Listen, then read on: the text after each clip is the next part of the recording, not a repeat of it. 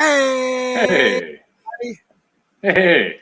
You know, JD, one time I would like to do sort of a half fade with the countdown going and the music so they could see me dancing to it, you know? I mean, you guys too, I guess, but me mainly. I mean, I can see you dance to it. Oh, you can? That's great. I didn't know you could see the other screens. I'm the leader.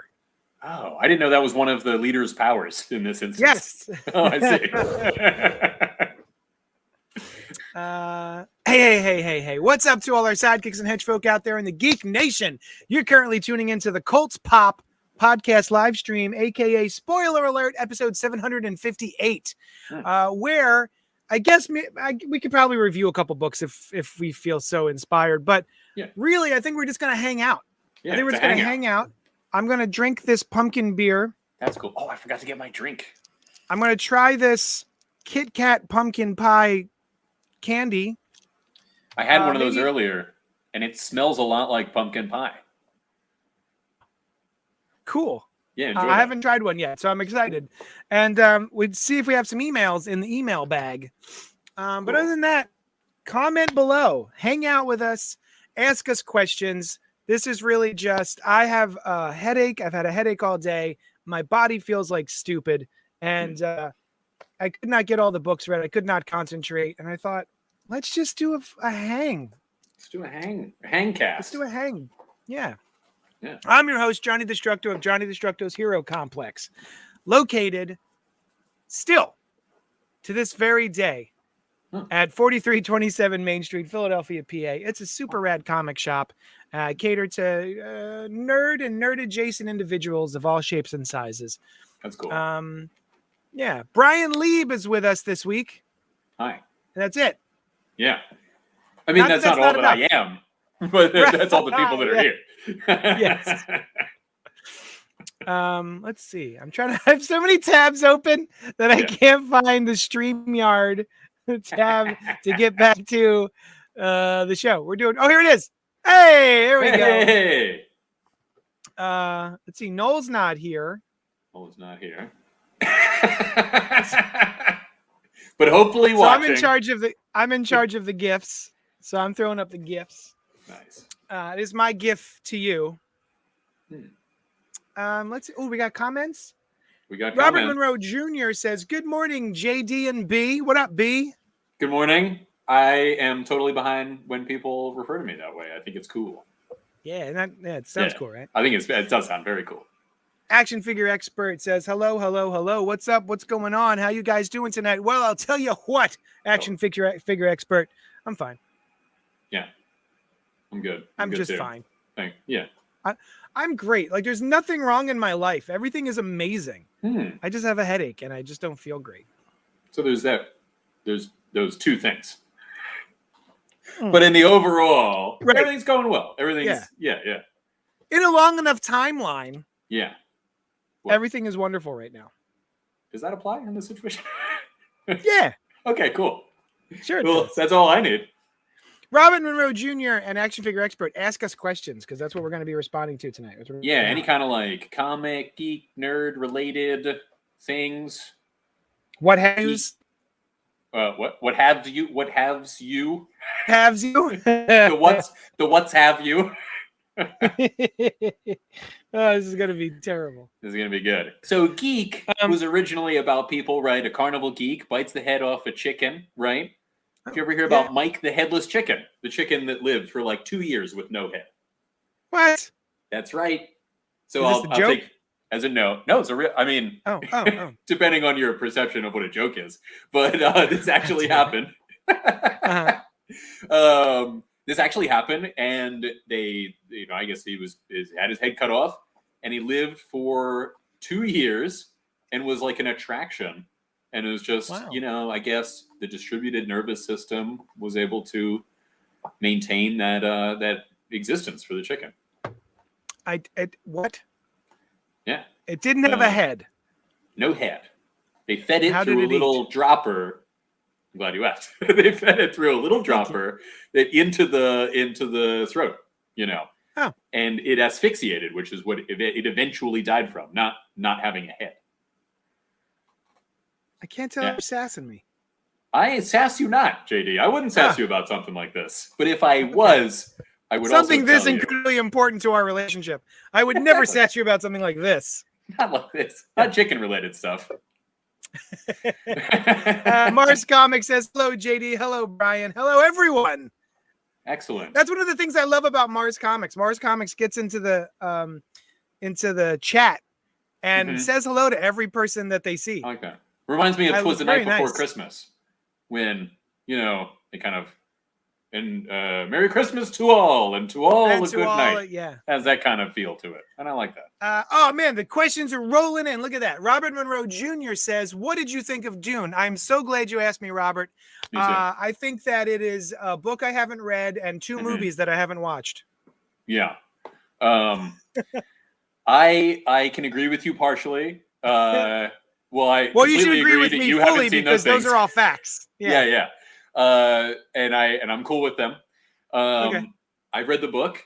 I've read the books actually, all of the Frank Herbert ones anyway, right? Oh. And I really enjoy the book, although it can be pretty dry at sometimes. It's also very, very vast, and I like stories of that nature that are like expansive and very philosophical.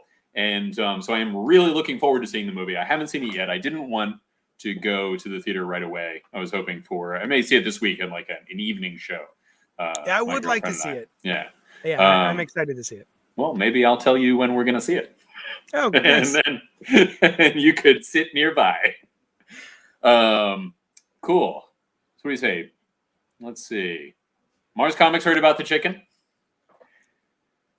You're lucky. Excellent. You're lucky that Mars Comics is you up. It does raise my quality of life, I think. I take Mars Comics' word over yours every day. And so since they're agreeing with you, that bodes well. Not for me. How 2814 is here. He says, hello, Mars Comics and everyone. I never read the books or remember much about the original movie, but I love this Dune movie. The cinematography and music is so good. That is awesome. That's really good to hear. That's one of the things I was mainly excited about was the view of Dune. I mean, I shouldn't say mainly. The story is very cool too, but it's a movie that Denis Villeneuve has a reputation as being like a really kind of good director for large things, and Dune is definitely good director for large things. A good director for large things. Really moves a tall man around. Yeah, very well. I just didn't want to use the word expansive again because I already used it to describe this. Anyway, great. That's great. I'm glad to hear it. I'm currently looking through my liked videos on TikTok because there was one TikTok that I thought was pretty fun. Problem with this technique of scrolling through my likes in order to find a specific video is that I like so many videos. Yeah. I'm one of those people who feels bad if I don't like a video. I'm like, oh, they worked so hard on that. I should like it. Anyway, it was basically the guy is taking a TikTok of himself and he's in the parking lot. He's here. I'm ready. I'm here. I'm ready to go to see Dune and I'm cosplaying. And he holds the camera further away so you can see. He's a rotund gentleman and he's wearing a tan colored outfit. And he says, yeah, and he says like, I'm cosplaying as the titular Dune. So I'm very excited to see that character. Yeah. Which I thought was pretty funny. Nice. I did not do it justice, but tough titty toenails. That's right. I saw it before. What are we drinking, gentlemen? Says Mars Comics. What do you got there, JD? I have across the street from my shop is a place called Pitcher's Pub, and Sean, the owner, is very sweet, and he gave me a growler of like a big old a tub of probably I think it's pumpkin. Okay. Pumpkin. That's good. I've had that. Pumpkin flavored ale. A pumpkin ale. Because I go hard on Halloween. Like I'm one of those guys. I don't give give me all the pumpkin flavored everything, for better or for worse. I have a feeling for worse. In fact, I'm going to try this right now. This pumpkin pie Kit Kat. Sans hyphen As we know, that's one of those things that some people think there's a hyphen in Kit Kat, and then they're like, things have changed. There was always a hyphen. There's no hyphen. What? I've never heard any. People It's thought that one there of- was a Kit hyphen cat. Kit hyphen Kat. Yeah. Nah. Yeah. I didn't expect them to be orange, but I'm glad about it. JD, I always loved pumpkin spice things, right? Like since way back when they were much rarer, and I have just become increasingly happier and happier that more things are pumpkin flavored. And I hate this. I know some people aren't into it. Yeah, it smells a lot better than it tastes, right? This is terrible. Yeah, it doesn't really remind one of a pumpkin spice item, but it smells like it does. So that's a shame. Just gonna put it back in the wrapper. Put it back in the wrapper. Sure. What are you gonna do? We'll just Pull reseal the it lighter underneath. and we'll put it back in the Halloween candy bin. Wonderful. For you to enjoy next time. Yeah, so that's the trick. If that's the trick one. I'm gonna go back to regular Kit Kats. Here we go. Wash that down. I had some mini ones, and they were really good. So, what are you, JD? You and I have talked a lot about our favorite events, right? And you and I both, like in life, or like in life. No, I'm sorry, comic events. Oh, sure, okay. Event comics, summer events, what have you. And you and I have both mentioned Blackest Night pretty regularly as maybe our favorite. I thought you were going to say Armageddon, 2001. Oh, yeah, that was awesome, too. Yeah. That, however, to me was an event of a different age where those, they were, Mars Comics does not, I'm not sure if he's serious or not, but he says, oh my God, what do you mean there's no hyphen? But then he put a smiley face, so I'm thinking he knew about the no hyphen. Is this a Mandela effect thing? It is. Yeah, so I am always very hopeful that I have jumped universes, some kind of weird time thing is happening, right? That would be awesome and exciting, unless it turned out terribly. But that being the case, I still get annoyed with the Mandela effect things because a lot of times I'm just like, no, you just are remembering it wrongly. The reason, there's believable reasons. We all say, Luke, I am your father, right? Because that says Star Wars. No, I am your father isn't the idea. You know what I mean? It's the quote, but it's not the idea you're trying to get across. And that's why it became Luke, I am your father. There was no movie Shazam. It was called Kazam, and it starred Shaquille O'Neal, not Sinbad. And it's like just something that I was aware of. So when people are like, no, it was Shazam. I'm like, oh, I don't think so. Noel is texting us from his honeymoon. Yes, he is. And he's loving it. Happy wedding. Happy second wedding, Noel. Yeah. Yeah. So congratulations to Noel. Oh, he just sent us a photo. Let's see. We think it's penis. It's Noel in a pool with two drinks. Fan. There's Noel. There he is. On his honeymoon. I love it. Sam's wife. Yeah. Just him in an entire pool by himself. Yeah. He went to get a little alone time. Oh shit. Fantastic. The Mandela effect is just we have misremembered things. Right. There are perfectly reasonable explanations for why we remembered those things differently. I'm sure like Bernstein Bears versus Bernstein Bears, like that doesn't really bother me. Here's the thing though. Sushan and I, my wife and I have talked about this a couple of times because there's a movie called The Mandela Effect. And just recently we were talking about the Mandela effect of Stouffer's stovetop stuffing. Okay. What's the thing? You know, is it that it's not Stouffer's? It's just called stovetop stuffing. And it's from Kraft stovetop stuffing. There is no Stouffer's stovetop stuffing. There was no commercial that says, oh, your mom's having Stouffer's stovetop stuffing. My mom's having stouffer stuff. What was it? Your mom's having stovetop stuffing at 6 o'clock. My mom's having stovetop stuffing at 6:30, and they like invite each other to each other's house for dinner. I remember that one. But apparently, those conniving kids, right? Just trying to get that mushy bread. I mean, I love it. I love that stovetop stuffing, but stuffing is stupid. You don't like stuffing at all. Like, do I like soggy bread? No. Okay, what about French toast? That's not soggy bread. That is. It's not hard. That is like it's been grilled. Yeah. Not steamed inside a carcass. All right. Well, you prepare your bread your way, and I will prepare it my own.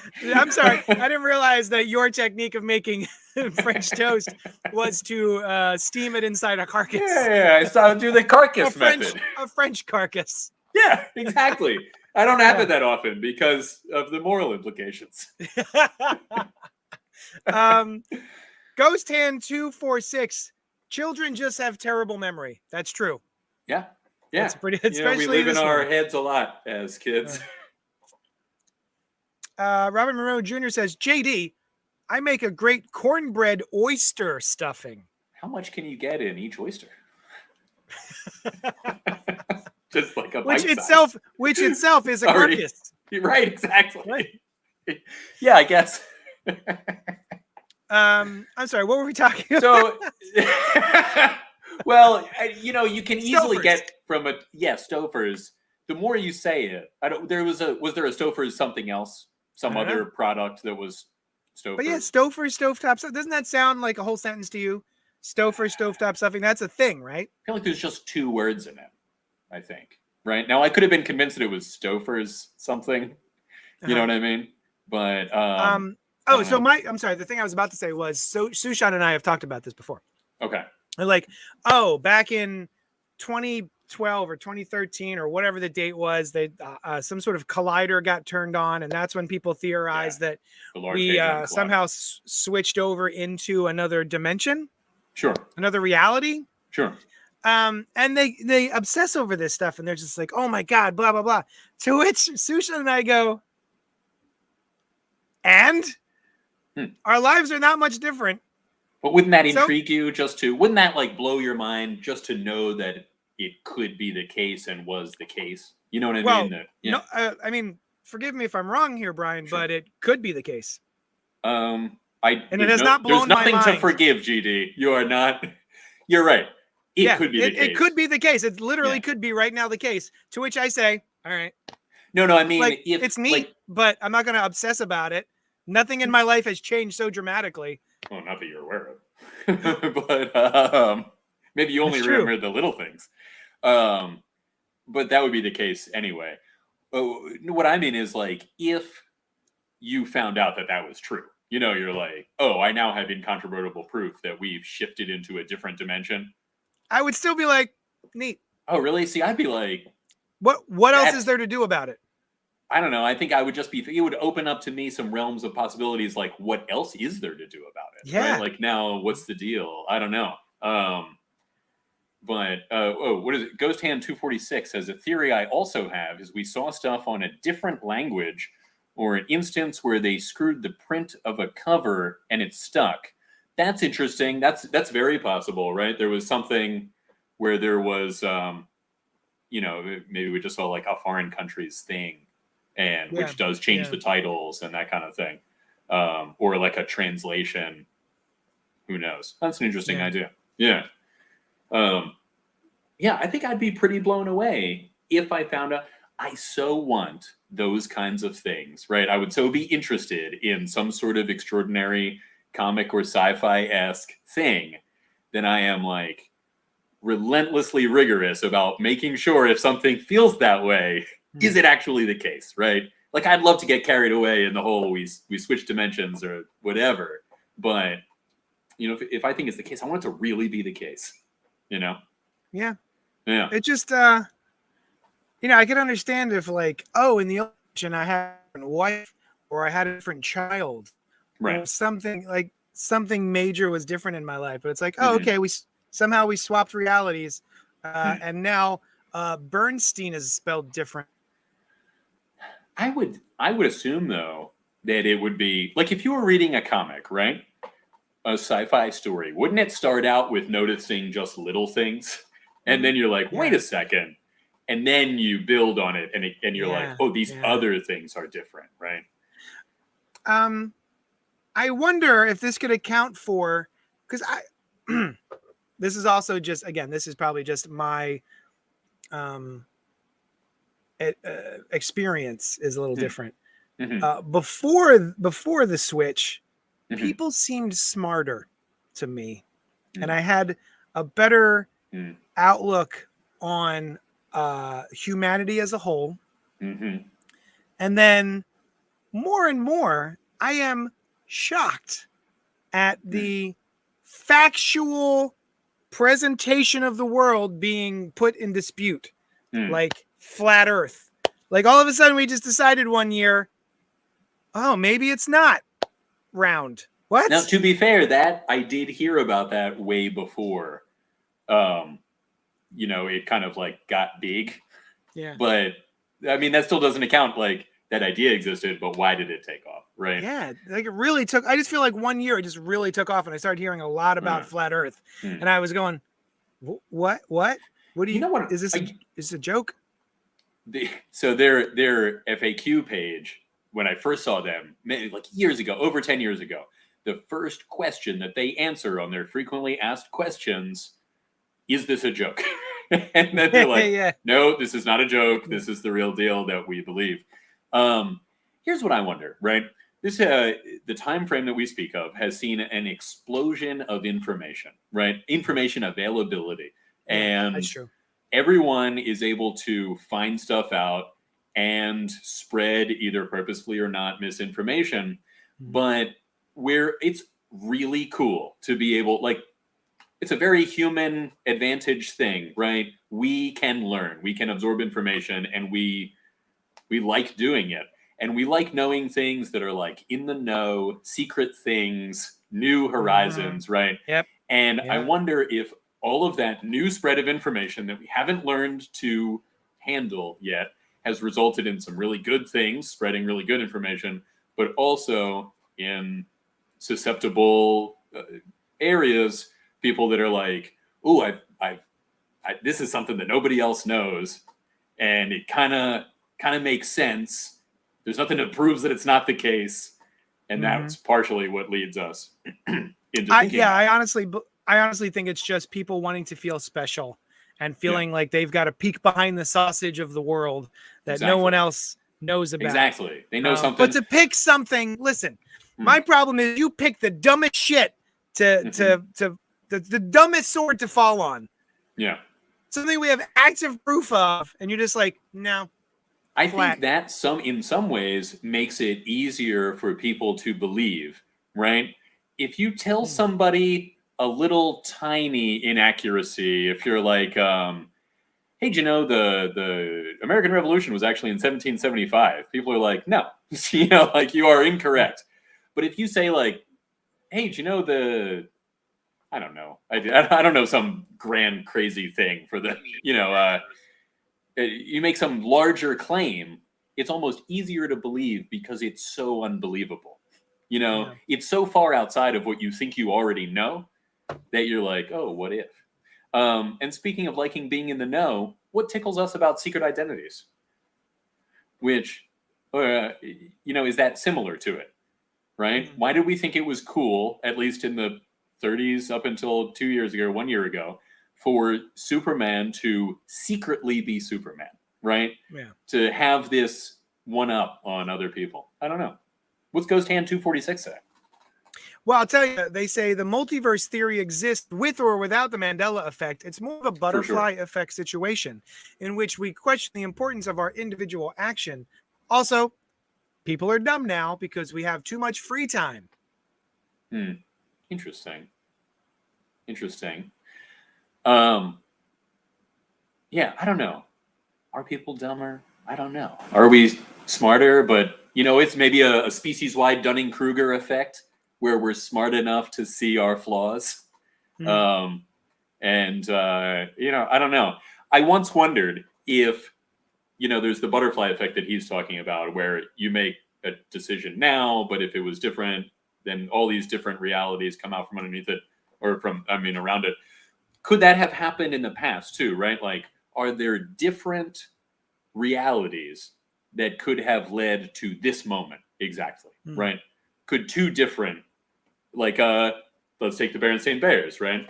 One reality where it's spelled the way that where it's spelled Berenstain Bears. The other reality where it's spelled the way that it seems to be in this world, and people misremember it, right? Both of those things could produce this exact moment, So is it possible that there's infinite different pasts that each of us could have inhabited as well, leading to right now? And maybe that's why we remember things differently. Who knows? Neat. Yeah, thank you. Mars Comic says, I think maybe it started as a joke and people ran with it. Now it's a whole thing. And that sometimes happen even right. Do you ever start saying something kind of ironically as a joke, and then it just works its way into your actual personality? For sure. There are a bunch of like phrases that I absolutely abhorred, and for no good reason other than I just like, that's stupid. Awesome. Amazeballs. I can't think of this isn't one of them, but all I can think of right now is like amazeballs. An ex-girlfriend of mine used to text me, "Oh, that's amazeballs," and I was like, "What the don't fuck amazeballs? Don't do that." And then after a while of like the amazeballs, and I started saying that's amazeballs. And now you just say it. Yeah. I named my son Amazeballs. Yeah, I think he's gonna go far with a moniker like that. Me too. Who's gonna be like, I don't like amazeballs, right? Yeah. Hal says so. Maybe there's a world where I married to Beckinsale. Hal 2814. I think there's no maybe about it, right? I think that there's definitely a world where you're married to Kate Beckinsale, right? Because in fact, in probably the multiverse, everything, right? Everything there is a multiverse for every single thing. I would say also there is not just one world where you're married to Kate. Well, it's not you, but somebody who is very similar to you is married to Kate Beckinsale. Probably an infinite amount of infinite variations on somebody like you married to Kate Beckinsale. Yeah. I don't know that it's the case. It just seems the most likely, right? In an infinite amount of space, infinitely varied things will happen. Seems good to me. You know what it probably was? This other Hal didn't spend his time on podcast message boards, and that freed up those like that hour a week that Kate Beckinsale time. And he was at the same place that Kate Beckinsale was at, and then they she asked him for a light, and he was like, I don't really smoke, so I don't have a light. So then he went to someone else and got a light for her, and then brought it back to her, and she was like, how sweet. He doesn't even smoke, but he went and got me a light anyway. I like this guy. And now that's the rest is history. That is one of the Hals that is married to one of the Kate Hals, Beckinsale. Yeah. I'm sure there are many Hals out there who are married to Kate Beckinsale. Probably. Yeah. Or even somebody with a different name that looks and acts exactly like the Kate Beckinsale of this universe. It's all going on. But the actual Kate Beckinsale of that universe is like a neo-Nazi scumbag. But like, there's another woman who looks and acts exactly like Kate Beckinsale. Her name's like Right, Smale. Right, because some of their universes would have one that rhymed with Kate Beckinsale, and it wouldn't seem strange to them at all. Everyone in that reality's name rhymes with Kate Beckinsale. Oh, the Ray Beckinsale reality. Yeah. Ghost. So sorry. Ghost 246 says less people are becoming inherently dumb, and more people are denying reality more because our current social, economical, and political landscape is too oppressive for people to handle. Pretending you are in know with a conspiracy can be a coping mechanism. That's interesting. Yep. That's an interesting idea. Maybe also the distance, even pre-pandemic, the distance brought on by just like the way that our lives play out now, right? The less social makes it easier to go down your own rabbit hole. and reinforce, right? Like when you aren't face to face with other people. Yeah, I wonder also if the greater amount of information makes it harder in terms of being a coping mechanism, knowing so much more about everything else that is going on in the world, just individuals' lives, having to kind of the pressures brought on by the greater knowledge of like how do various groups want to be treated and should be treated, and what awful things are going on elsewhere in the world, not to mention possible threats, existential, climatic, and otherwise. All those things are very overwhelming. And being in the know, knowing how things work is like what we do, right? We try to know what is happening in the world. It's our evolutionary adaptation, right? So conspiracy theories and other systems of belief help us do that. I'm curious about what it is about. So, in Ghost-Hand's opinion, what about our current social, economical, and political landscape is too oppressive that was less oppressive before? Well, what time frame is he talking about? I don't know. You know what I mean? I mean, it was always oppressive. I think maybe getting less oppressive over the centuries, right? A feudal system sounds worse than now, as imperfect as things are now. We are living in a world that we didn't adapt to. We're living with all of these systems that we made up that don't necessarily work for everybody. There's not necessarily about it. The systems don't work for everybody. Work for everybody. Yeah. And maybe not for anybody, really, no matter how well they seem to be working out for some, maybe psychologically. HAL 2814. Isn't that the concept of Department of Truth comic? The more people believe something, it might become true. It is. Yes. It is. Yes. Great comic book. Yeah. From James really Tynion the Martin Simmons. Yeah.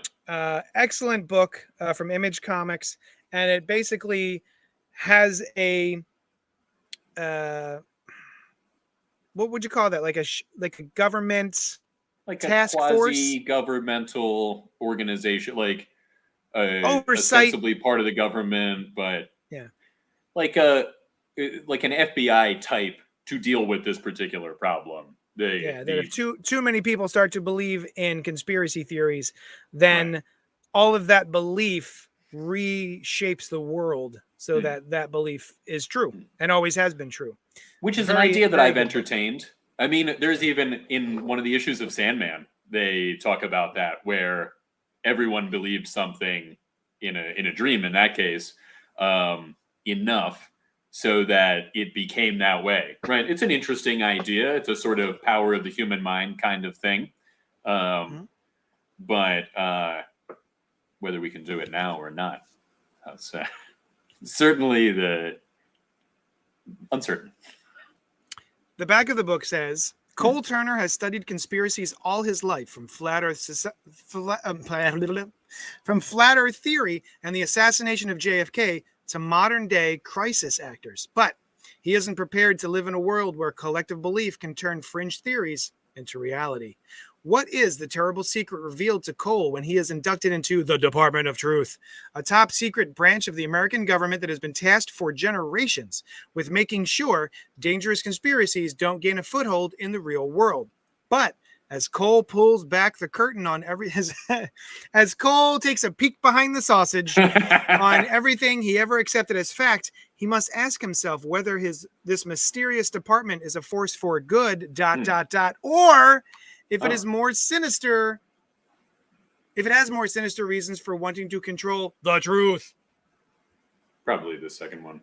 But they probably think it's the first one. Yeah. Here's the thing. I would assume in that world, right? It's not just if a bunch of people believe a conspiracy theory, it becomes true. It's whatever people believe is what becomes true. You know what I mean? Like at that time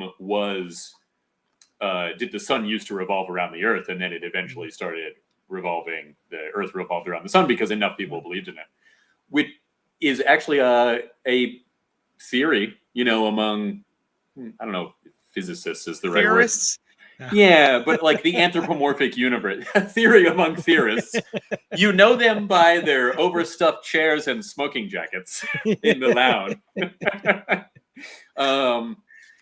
And the anthropomorphic universe, that like our consciousness creates the world around us, which is, you know, maybe a double-edged sword. Maybe it's a little Mandela effect-ish, but I think as long as you don't believe something with no reason, entertaining the idea is just fine.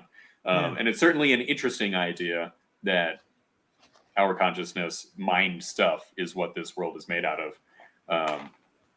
And if it was true, that would be cool. It'd be the only way to find out would be to examine it. Taking a sticker off a book right now. Is it going? How's it going? Going swimmingly. That's nice. That's a very hat-appropriate phrase, JD. I feel like somebody in that kind of cap would say swimmingly. Thank you. It's a new cap. Thank you. I like it. Those are called Kangol. Is that? I don't know. I feel like they should have a Jeff cap. Kangol is a brand. Oh, it's called a Jeff cap? It's called a Jeff cap. I like that so much better than I know it so much more seems to embody the kind of feel of that cap, right? Is it spelled Jeff or Geoff? I don't know. All right. Oh, we do have an email though. Oh, we have an email? What's it about? Should I read it? It's got there's a question. Oh. Again, too many tabs. Too many tabs. Too many tabs. Fudge.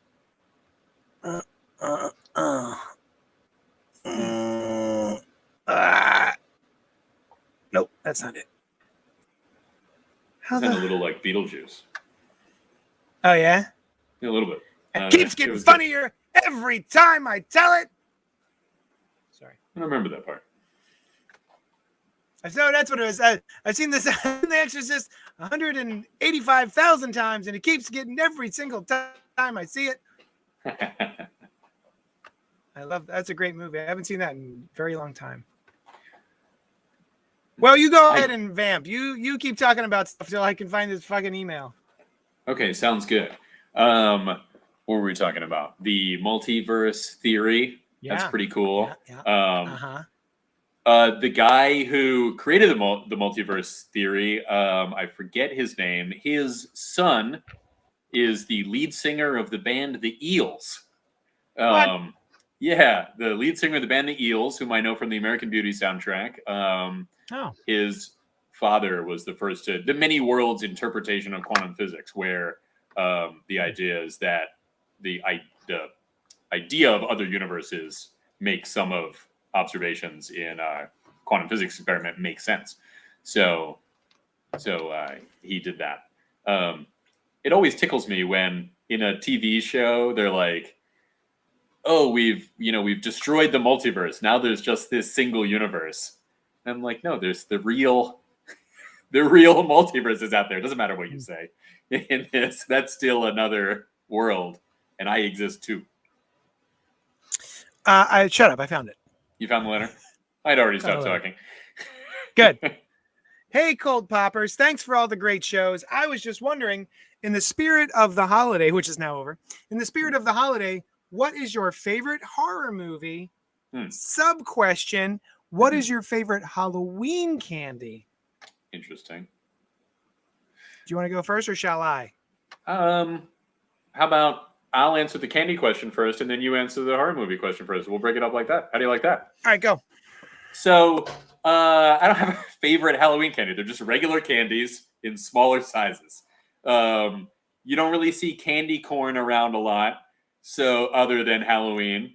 So I guess that's the only Halloween-specific candy that I can think of, other than like pumpkin-shaped Reese's peanut butter cups, which are very good. I like candy corn, and I don't understand the recent deluge of despising for candy corn. You know, people seem very against it, just like they're against honeydew melon, which in my opinion is the superior of the honeydew and cantaloupe melons. They're coming out of the woodwork to say they don't like candy corn and honeydew melon. So yeah, what do you candy think? corn is everyone hates it, That is and inaccurate. I've always hated it. The world is not and was not that way. This is the universe that I live in, where I once liked candy corn and might still, but I haven't had it in about 10 years. So, you don't like it? I hate candy corn. Candy corn is the you know what else? Yeah. I keep calling them packing peanuts. Circus peanuts. Oh yeah, those are not great. Not at all. Bullshit. They're bullshit. Yeah, those I don't like. You know what I really don't like, and this is Halloween specific, the wax lips. Those are not candy. Those are candy. That is not a food.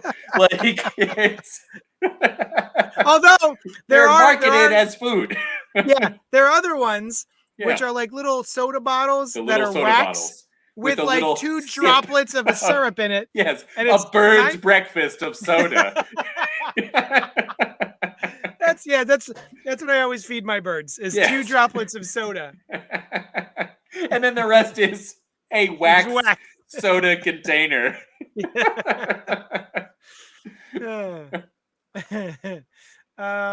So wait, what's your favorite candy? Did you say it? Well, I guess my answer was I cannot think of any Halloween specific candies except candy corn, and now also wax lips in those little soda bottles. Yeah. So out of those, I've got to go candy corn, right? Because what else is Halloween specific? I don't think they have to be Halloween specific. Let's say you're out trick or treating, right? You and I are out trick or treating. Yeah. First of all, what's your costume? Like I just made one up, or the one that I actually wore this year? No, whatever. You and I are out trick or treating. Okay. What's your costume? I am the Invisible Man, which was a costume that I did as a kid and always kind of wanted to do again. Oh, actually, well, I mean, you could see me. I was wearing clothes and I wrapped my head and hands in those bandages, very cool, very and cool. sunglasses and whatever. And I always was like, that worked out really well. I'd love to do it again, but I would never repeat a costume back in the day, you know? Yeah. But can I actually, while I was talking, remember this, what I thought was very cool. One year, I wore a suit and I had a dress-up shirt, and in the abdomen, I had gotten this like, I don't know, like a goblin mask, right? And so I had it protruding from kind of my abdomen, coming out of the shirt, and I had duct taped it to a t-shirt that I wore underneath, and so I had this like goblin midsection as my in a suit. Thank you. Yeah, I like that. Yeah. And we walk up, and we go trick or treat, and then what's your costume? Come on.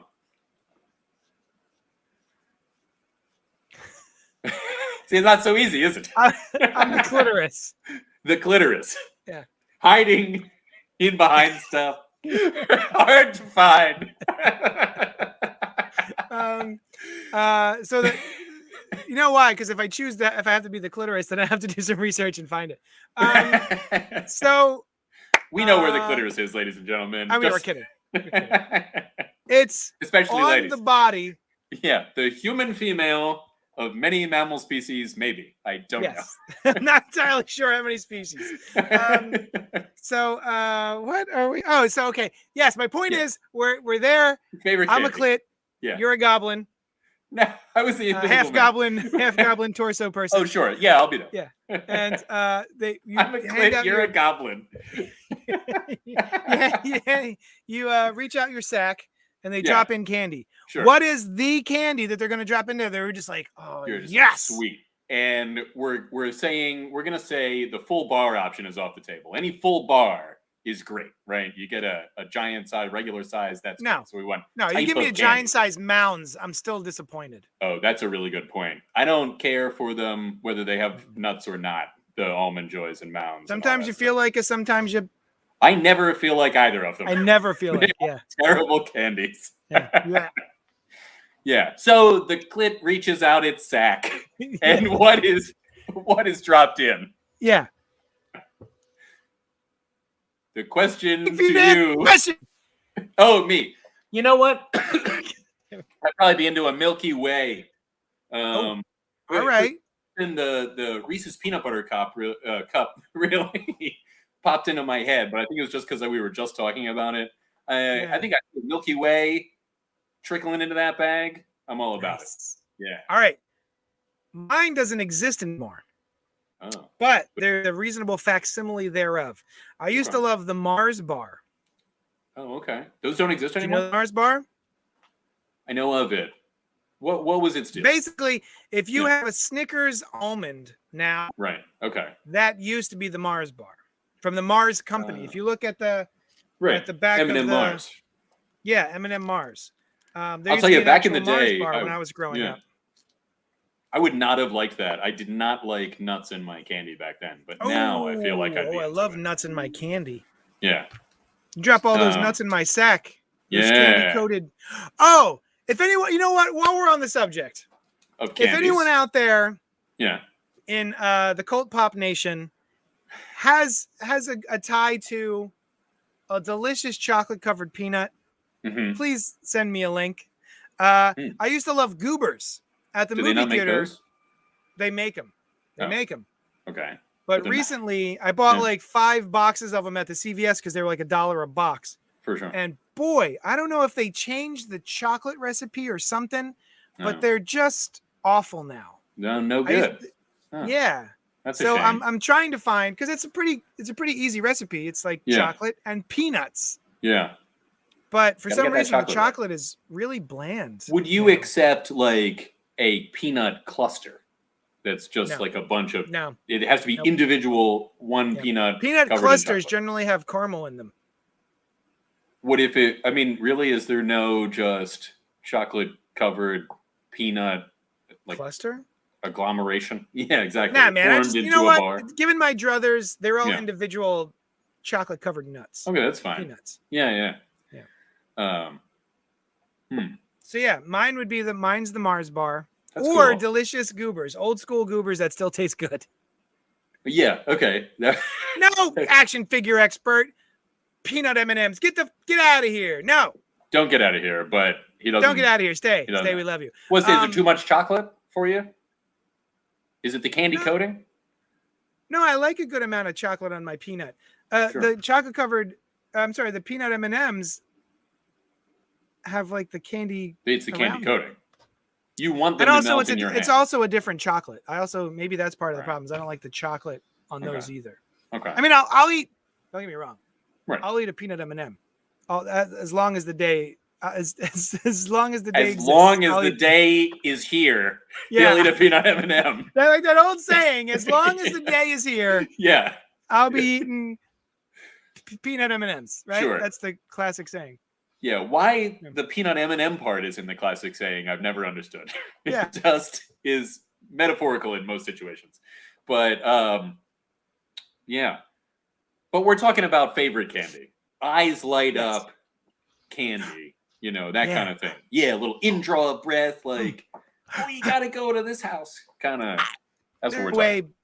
Blank. Yeah. We're talking change your costume, come back, get another one. Yeah. No, I don't. I would not recommend doing that. CultPop podcast does not recommend doing that. Yeah. So we both the second that half, out, right? Second half, right? Now you're first on what is your favorite horror movie? And was there a second half to that question? To that part of the question? The second half was what's your favorite candy? There wasn't like a sub part of the horror movie. Okay. No. Favorite horror movie. Oh, while you're contemplating.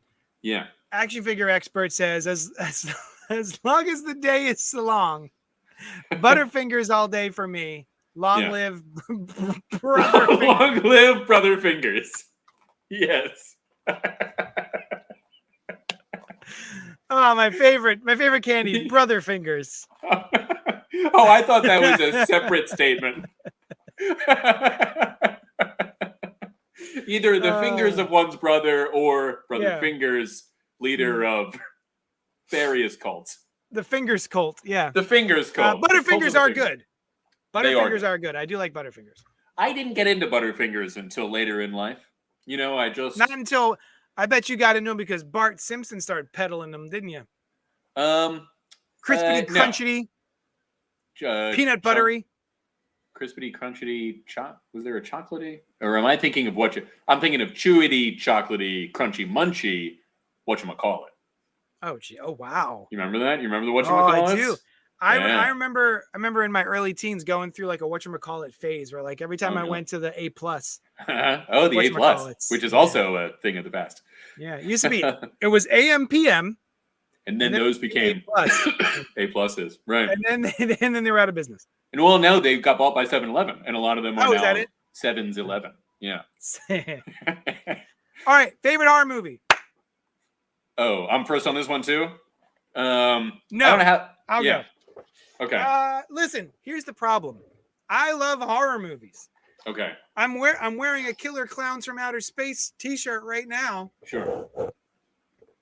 You're wearing it.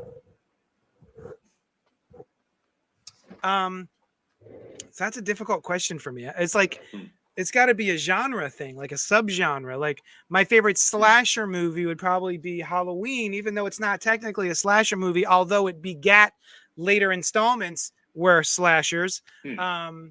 But Halloween is great. I love Halloween. I'm gonna go Halloween. That's it. I'm gonna leave it there. Okay, there we go. This is a real odd couple scenario where I am having a hard time picking one because I don't like horror movies, right? So at all. So that's not true. Well, but here's the caveat: like there are things that are probably counted as horror that I do like, that have themes that are, like vampire or whatever. But if you're saying horror movies, like movies where the intent is that you, the audience, is scared, like that's what the director is going for. Yeah. I can't think of any that I enjoy. But I don't know what the director's intent on all of those was, right? Whereas there's tons of, I don't know, sci-fi movies that could be considered horror-esque. What's the very first thing that came to your mind? And I'll tell you if it counts. What We Do in the Shadows. No. Right? So it's like that's a comedy. That's a comedy, right? What else? I mean, so Sandman is often counted as a horror comic, right? Sure. Some of it does have horror elements, yeah. Right. It's got stuff that, I mean, they go to hell, they deal with various things. There's a serial killer convention. Right. There is a serial killer convention in the bit in the diner. Right. That's true. But even as it gets into more of its like core Sandman stuff, there's definitely things that are horror, but I don't think of it as horror. You know what I mean? So what other horror movie can you think of anything? Have you seen Get Out? Haven't seen Get Out, although it does seem interesting. Yeah. But Shaun of the Dead.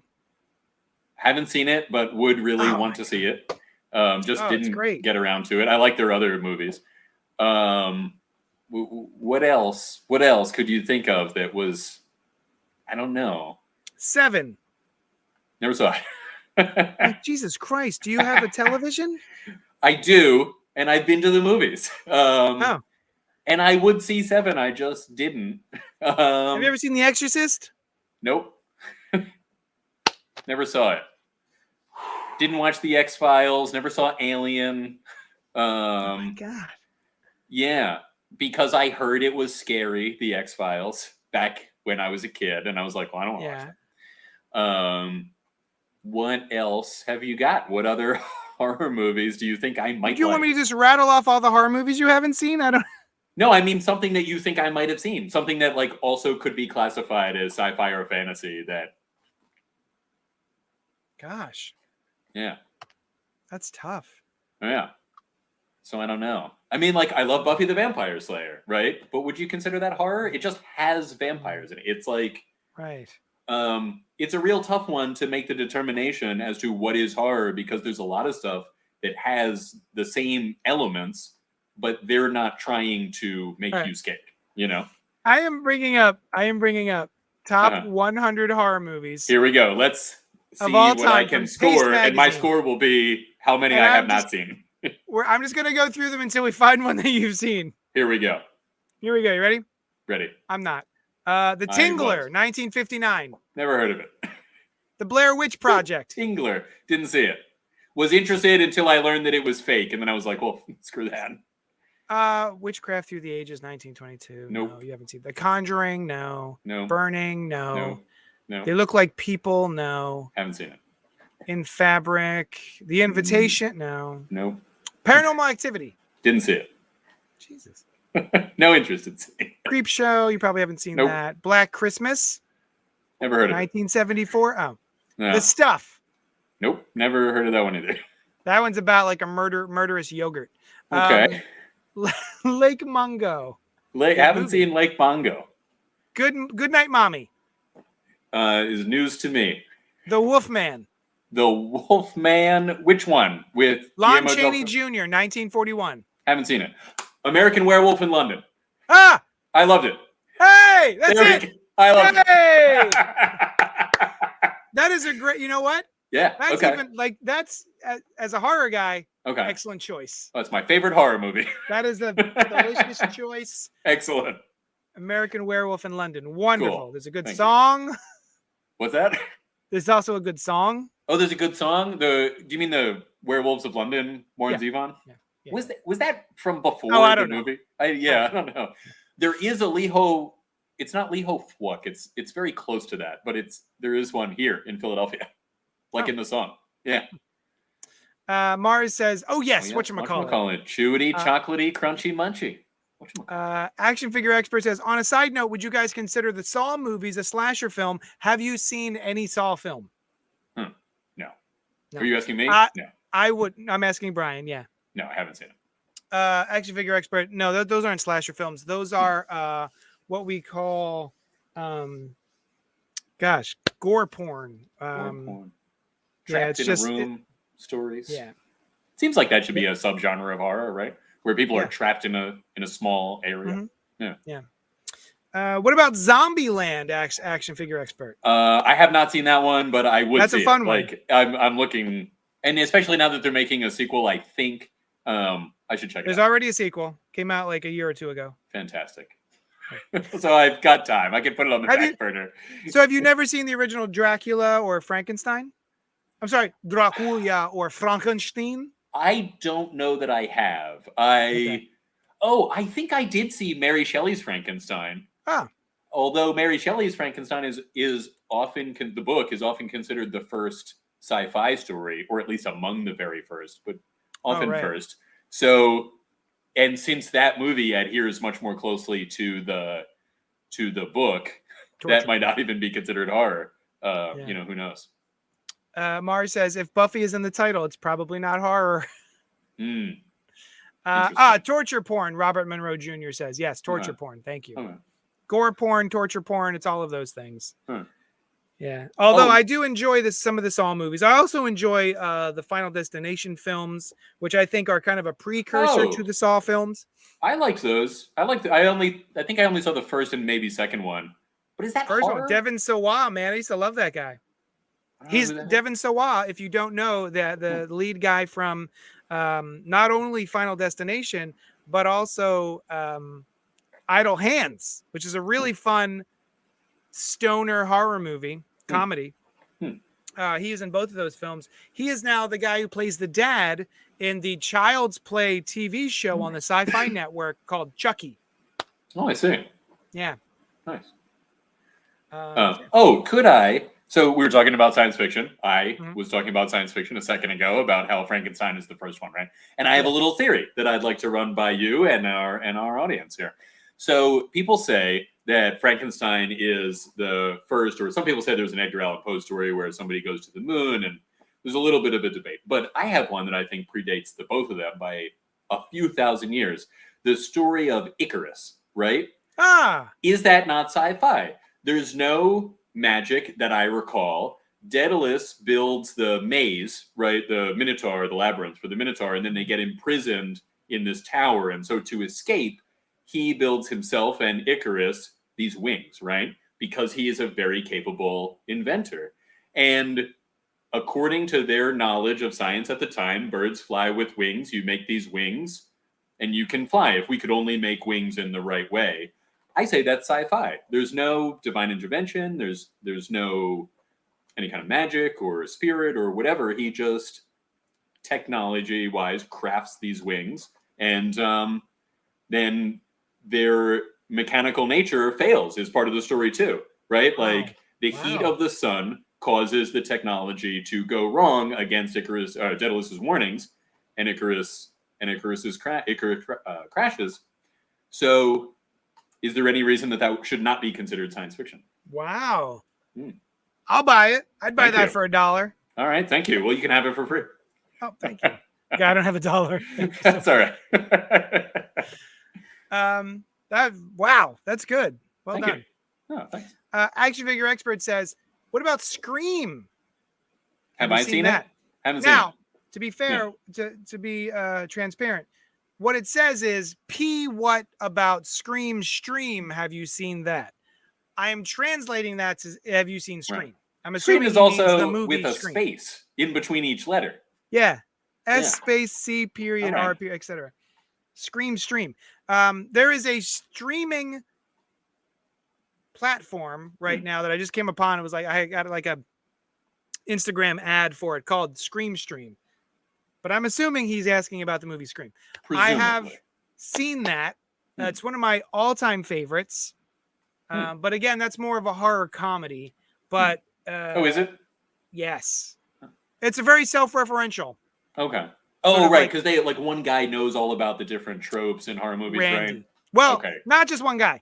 Most of the cast of the film know all of the tropes. They're all well versed in horror films and slasher films. Gotcha. So they're all well versed. It's one of those movies where all of the characters all seem to have about the same amount of knowledge.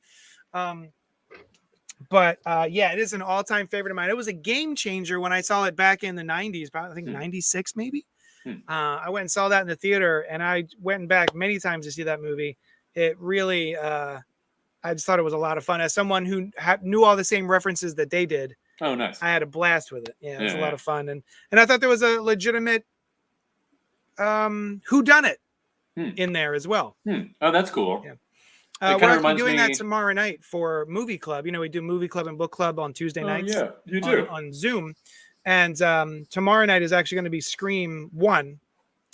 And Molly, a friend of ours, had never seen it before and watched it and guessed the whodunit. They guessed whodunit. Indeed. Correctly? And then the director did, yeah.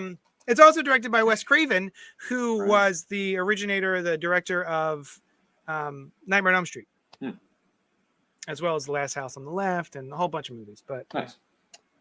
This was like his comeback movie and like really. Oh, had he been out of the light of success for a little while before that? I gotcha. He made a couple of stinkers. And this is what really put him back on the map. Oh, good. And, interesting turn for it, to have created some of those tropes and then evolve into commenting on reference them. Yeah.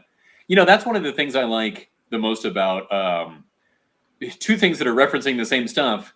What is it? Well, let's answer real quick. Robert Monroe Jr. How can he get? I'm typing it up. You go ahead. Excellent. You continue with what you're saying. I'm typing up a banner for it. So, the Orville and Star Trek Lower Decks, both in different ways, are like very referential of their source material, which is basically Star Trek, but a little just general sci-fi. Although with Lower Decks, pretty much just Star Trek. And they do a really good job of not making fun of those things. They have fun with those things. You know what I mean? They make jokes that you will appreciate if you also love those things and tell good stories in the midst of it, right? It's not just about the jokes, which is a really cool thing to be able to do, for any genre, to have fun with it, but also do it well at the same time. Oh, yeah.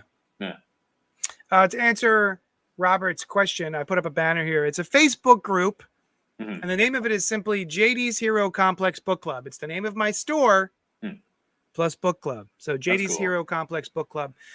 Basically, it's what would you call that? It's a private group, but if you just request approval, I'll just let you in. It's fine. That's cool. And then we do it on Zoom at 8:00 on Tuesday nights. And this Tuesday, tomorrow night, is going to be Scream. And then next Tuesday is going to be, I believe, Far Sector from N.K. Jemisin. It's a DC Green Lantern book. So it's not always a book. or a movie, but it's an alternating. Yes. Sometimes you do a movie, and then the next week you'll do a graphic novel. Movie book. Yeah. That's cool. So what if people wanted to pay to see more of this kind of thing?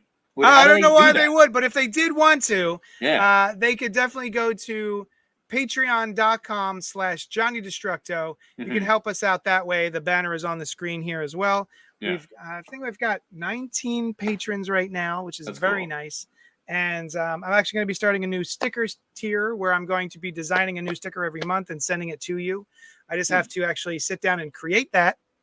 But for now, I'm going to be sending out this month. Everyone who's a Patreon right now gets the Suck Blood Fuck Forever sticker that I drew. Speaking of what we do in the shadows. Indeed. Yeah. So the TV spinoff. Also very, very funny. And you don't need to see one to see the other if you don't want to. They're not really, they're in the same continuity, but not related. And just finished up its 3rd season. Really good. And I'm trying to bring up on my Instagram, my friend Julia. I'll show you her Halloween costume. Oh, all right. And her boyfriend. I'm going to make myself bigger here. Hold on. Yeah.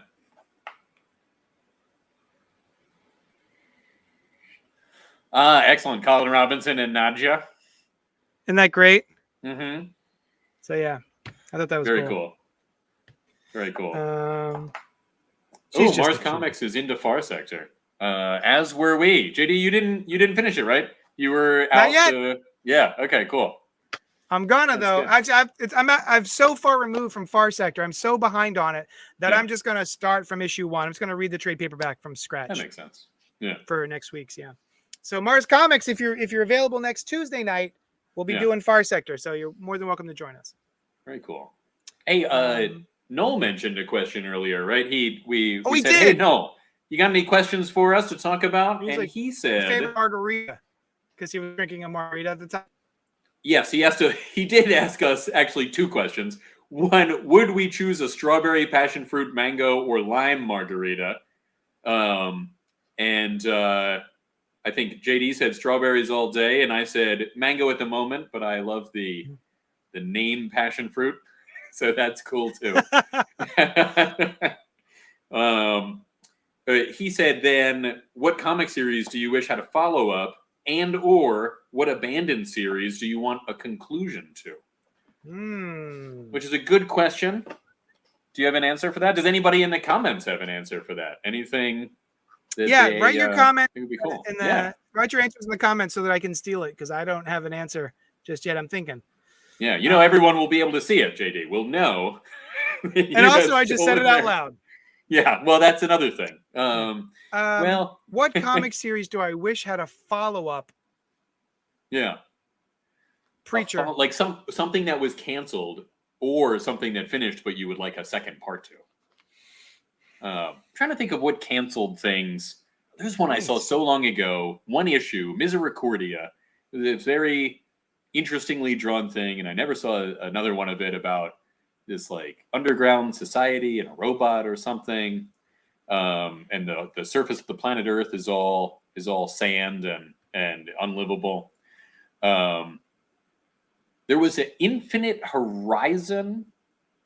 What was it called? It was kind of like a retelling of the Odyssey, sort of loosely based, and that was one that I remember not finishing. Shield for a while, but it did finish. So Jonathan Hickman eventually did conclude his Shield run, which was really good. But I just haven't read it yet. Wait a minute. Yeah. I'm confused here. I'm checking on my Facebook notifications. I see that Robert Monroe Jr. reacted to a photo I posted in my book club group. So he must be in the group, because unless someone else let him in. Oh wait, that's weird. Robert Monroe Jr. asked to join JD's. He's not. He hasn't been approved yet. There, I just approved you. Infiltrate. It probably just went backwards in time. But he was reacting to my post before I approved him. Facebook is weird. Anyway. Action Figure Expert asks me, he says, I guess you have never seen a single zombie movie or The Walking Dead. And that is... Oh, no, I did see 28 Days Later. I like that movie. That was a good movie. Yeah, that's a good one. Yeah. So that was cool. Absolutely. 20 Days Later is awesome with Cillian Murphy. Yeah, for sure. Also So Christopher good. Eccleston. Yeah. In Doctor Who. Doctor Who. The Doctor. Yeah. Yeah. Fuck you. And that's the character's name, man. Although weirdly enough, Tom Baker, the pre-reboot most famous guy to play the Doctor, will sometimes refer to the character as Doctor Who. It's like you played the role. Yeah. But it's very strange. Yeah. Oh, you know what? The Dreaming Waking Hours, which just concluded. Yeah. This just happened, right? It was a follow-up. It's in the Sandman universe, G. Willow Wilson, and I was loving it. It just took me back to the same kind of world and writing that Gaiman and Mike Carey did in Sandman and Lucifer. Like, I felt at that level, and art as well. And they wrapped up their story in 12 issues, but they were laying seeds, as those books do, that like this character could grow in a really cool way, or like this other thing could happen, or this story point could really be examined further. And it was canceled. So I don't know if it was canceled because this really was all that she was planning on writing, or if there could have been another 5 or 6 years of it. But that was a real bummer when I read it last week, and I was like, when does the next one come out? And nothing. It's not. You know what I would like? What is it? There was a series that was canceled a bunch of times. Spider-Girl. Oh, yeah. Spider-Girl.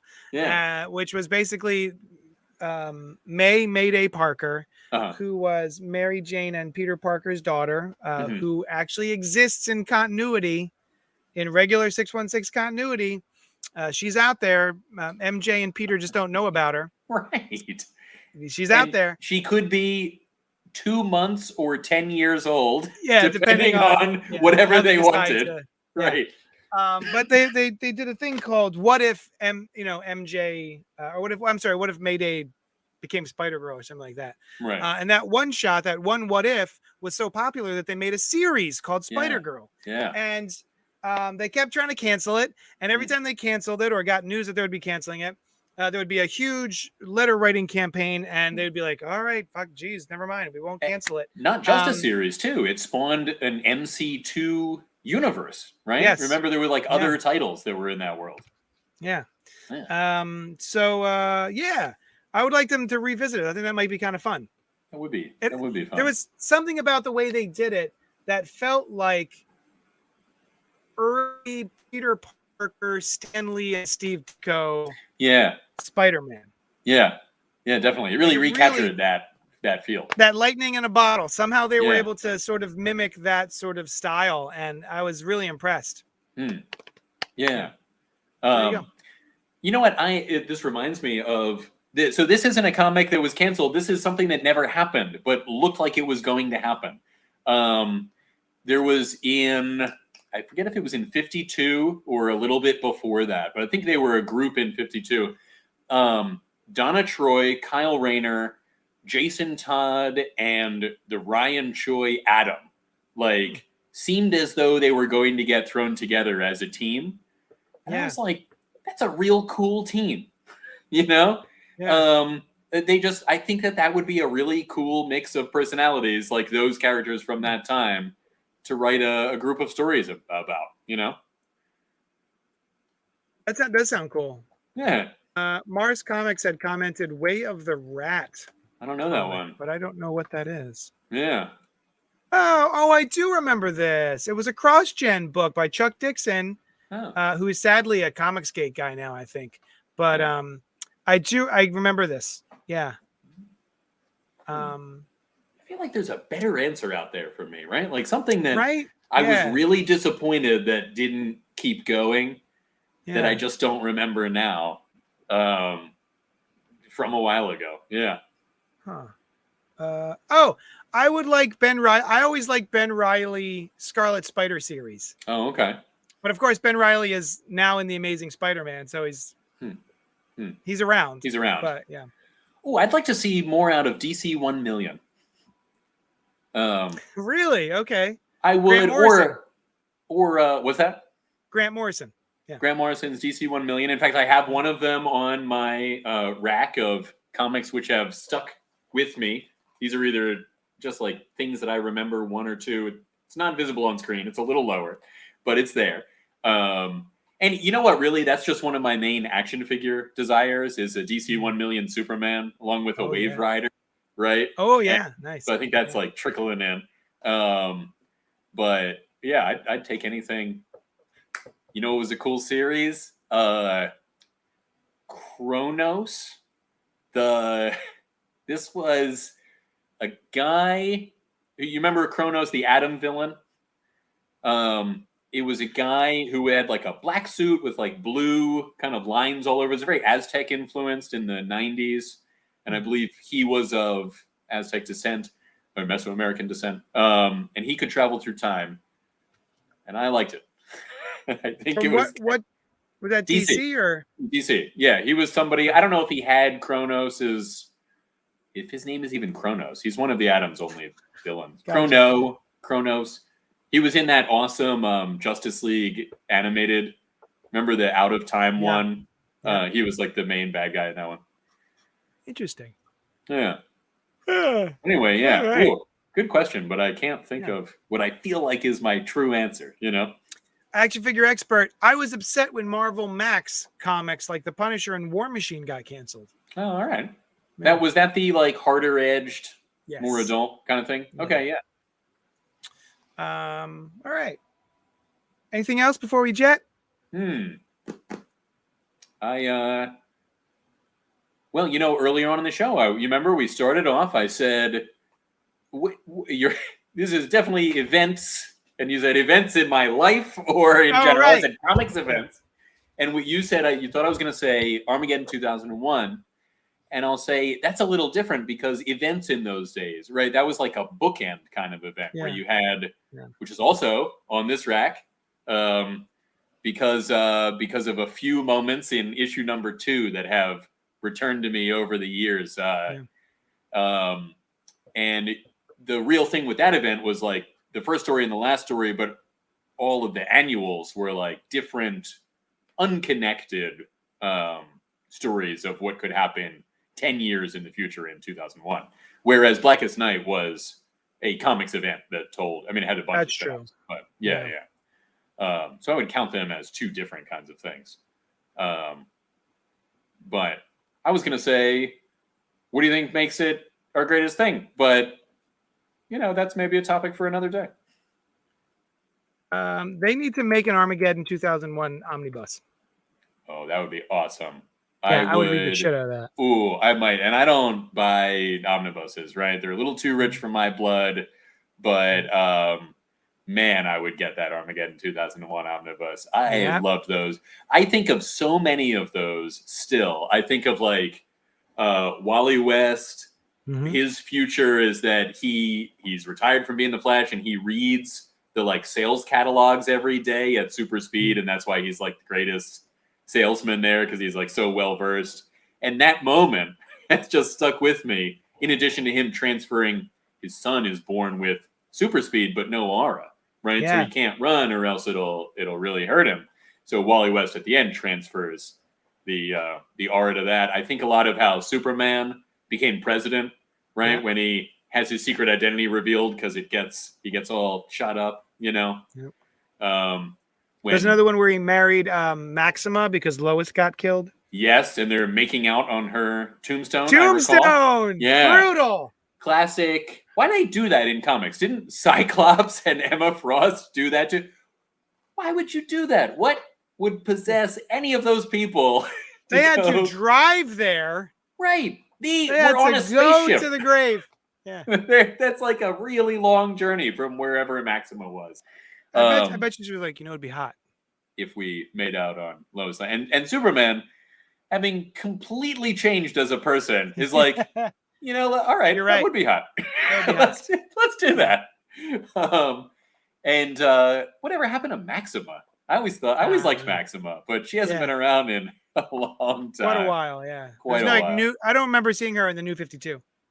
No, I don't think so. Or even for a while before that, I think. I always liked her. What else was in that Armageddon 2001? Right? He's always Yeah. he's a Wave Rider through. There's like a framing device throughout the whole story where he keeps seeing a different hero's hand, and he's trying to remember who saved him as a kid. And it was fun while you're reading it because you got to look and be like, "Ooh, I know that hand. Ooh, that's Superman's hand. That one's Green Lantern. That's the Flash. That's all got of the them. 3 things on it. That's Batman. Yeah, that's Batman right there." And so that was really fun. And some of the more obscure ones where you're like, "Ooh, I got it." And then at the end, it turns out to be him, his own hand. Spoiler alert! And that's right. Spoiler alert, delivered after the spoiler. And I loved that idea. The whole like causal loop thing. Yeah. I'm a sucker for that. Love that kind of thing. I love the way that you stretch out mentally when thinking about the temporal stuff. Things that are when they were, but when they weren't, they never were. That kind of thing. Or causal loops that play out as you will. Sometimes I think about that when I'm watching an old TV show. And I remember that a scene is coming up, but I don't know how it gets there. And then the players move into place, and they enact what I recall. I love that kind of thing. And so, Wave Rider was always a big hit with me because he can travel through time on his own, right? Yeah. And how that's when he a touches superpower somebody, I would love. Although I'm a little afraid of it. I'm a little afraid of being able just in to case you screw something up. Yeah. Well, right. Like, I feel like I might get stuck trying to perfect something. Oh, like you'd keep going back. Interesting. Yeah. Now, let me ask you this, JD. What if you just went to the future and like the far future and availed yourself of their future knowledge? That'd be a cool thing to do with time travel too, right? And then come back. Yeah. That way you'd have a much better grasp as you were doing things. Oh, that's true too. I just meant as an end unto itself, like learn their stuff. Or go back and observe. See, I love really ancient history, right? Like the ancienter, the better for me. And I would love to go back and see how these things played out because I think it tells us a lot about who we are. It's like getting a parallax view of a star is how astronomers figure out their position, I believe, where you view from here and then over there and you kind of triangulate where that star is. I feel like that is what history does for us is you see how ancient history specifically, how we were so long ago and the similarities and differences to what we are now. Booster Gold, he does. He does. Oh, he does seem to mess things up. Well, I don't know that he actually does. I don't know how much I liked what they did with Jeff Johns. When Jeff Johns did it, it was something akin to like he pretends to be dumb, right? So that nobody suspects that he is actually taking care of stuff temporal wise, and they don't try to go after him and make sure that he never existed. And also, remember, Wave Rider did change things every time. Yeah, that was the annoying thing. That was the annoying thing about that. It's ingenious marketing wise, or as far as storytelling wise, because you have different. Because I remember thinking like, but Superman has multiple like how can series. He's got Action Comics. He's got Man of Steel. He's got Superman. He's got Adventures of Superman. Yeah. And every time the Wave Rider would touch Superman's hand and would see that future. But upon seeing that future would never happen. Real quantum mechanics influenced kind of story beat, I think. But it was also a story element. Like that was how he found out that I remember in issue 2, the final issue of it, it's like the fact that he has been changing history every time is important to the plot. Like the reason he's doing all this is to figure out which hero will betray the other heroes and become Monarch. So he's looking ahead into their future. And I believe Monarch is like, this was one of those things where I knew you had to go back so that I become Monarch. And then he's like, he got me, Monarch. And then he does become Monarch. Classic Monarch. It is literally classic Monarch. This is as he was in the past, so he is now. Or in the future. Action figure expert says, if I was able to time travel, I would give myself a sports almanac from the future. That's a good idea. Also, some stock information is probably very smart. Mhm. You know, if you could find something that isn't worth a lot right now, but will be later. But then you I gotta remember wait. in Hot Tub Time Machine, he goes back. Yes. He winds up giving his younger self Mhm. the information, invest in Google Right. or Although something like he that. seems to start Google, right? Because Yeah. it's called Lugal. something different, His right? name is Lou, but it's Right. called Lugal. Which Maybe, oh, you know what it is? I think you know what? I think he invests in Apple oh, okay, and right, then right. creates Lugal. Right. Yeah. Which is interesting too, because in the real world, there are a lot of people that have similar ideas at around the same time. And only one of them sometimes becomes like the dominant cultural force that Google or the telephone or whatever is, or calculus was invented by two people at roughly the same time. Newton and a guy named Leibniz, who became famous, is famous as a philosopher, but he's not known for calculus. Yeah. So I wonder, even if you went back and you're like, here's how to make a search engine, could you be the Ask Jeeves Right. of Yeah. search engines? You know, Mhm. who knows? So invest in things that you already know are going to Yes. work. Yeah. Maybe try to prevent stuff from happening.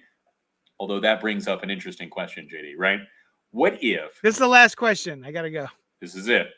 What if you go back in time and you prevent some horrible thing from happening, right? And you save a lot of people. It's like almost unilaterally considered a good thing, and I wouldn't say that it wasn't.